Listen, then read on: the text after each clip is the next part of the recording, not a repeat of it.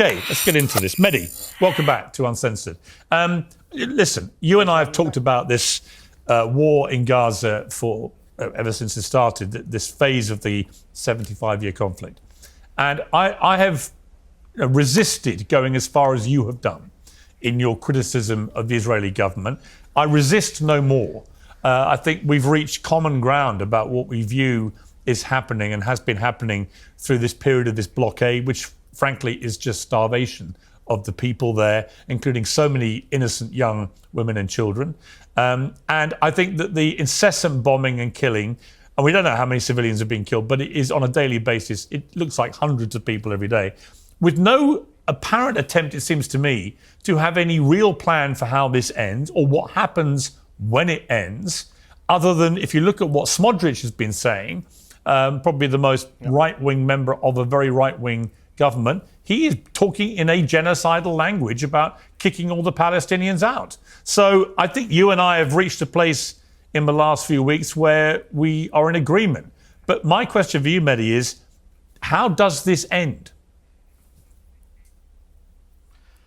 I don't know the answer to that question, Piers, and I'm glad we're in agreement. I wish we weren't. Actually, I wish I had been wrong and you were right. I wish that a year ago when I said on your show, you said, well, if it's not about the hostages, what's it about? And I said, it's about depopulating Gaza. It's about conquering Gaza. I wish I'd been wrong. But as you said, Bezalel Smotrich, the finance minister in the Israeli government, said this week, we are there to conquer, cleanse, and remain. Those are his words. We are disassembling Gaza, he said. We are leaving it as piles of rubble. He says, we're doing something that no one's done in the world before. He bragged out loud, and he said, yes, the Gazans will have to leave. So all of those things are stuff some of us were saying last year. I wish we hadn't been vindicated in this horrific way. The killing is ongoing. The starvation is ongoing. And look, I do hope that a dam is bursting. You mentioned the genocide word. Shmuel Lederman, who is an Israeli researcher of genocide, spent much of 2024 saying it's not a genocide, it's not a genocide. He was interviewed by a Dutch newspaper last week. He said, I've changed my position. It is a genocide. He said, in my field, there's a consensus among genocide scholars that it's a genocide. In fact, that Dutch newspaper interviewed 7 leading scholars of genocide. Every single one said, we think what's happening in Gaza is a genocide. In fact, this week, Piers, you have an Israeli former general, Yair Golan, saying a sane country does not attack civilians, does not kill babies as a hobby, and does not expel civilian populations. That is Yair Golan, the former deputy chief of the Israeli military, prominent Israeli politician. He was a hero on October the 7th, fought Hamas himself on October the 7th. This is what he said this week. Well, my friends, I definitely don't need to say much. Piers and Mehdi said it all.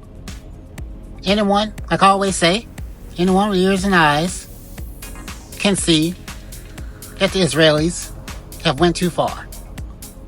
What Hamas did on October 7th a few years ago was horrible. But it's not okay to take it out on innocent Palestinians. I know some of you think that there are no innocent Palestinians, but you know better than that. So that's all I have for this episode, because like I said, Piers and Mehdi, they said everything that needs to be said.